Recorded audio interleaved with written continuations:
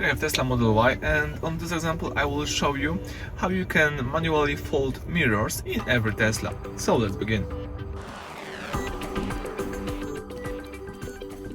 In order to have access to the following settings, all you need to do is use the car icon. You can do it from every screen.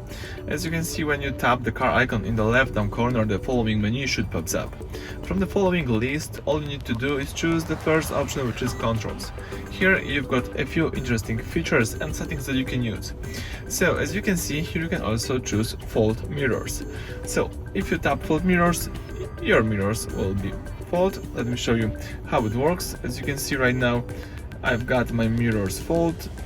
Let me show you my mirror. As you can see right here, if I tap unfold mirrors right now, the mirror is unfolding.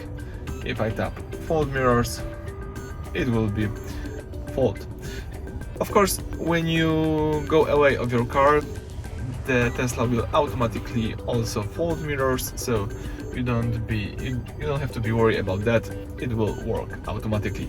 So thank you for watching. Please subscribe to our channel and leave thumbs up under the video.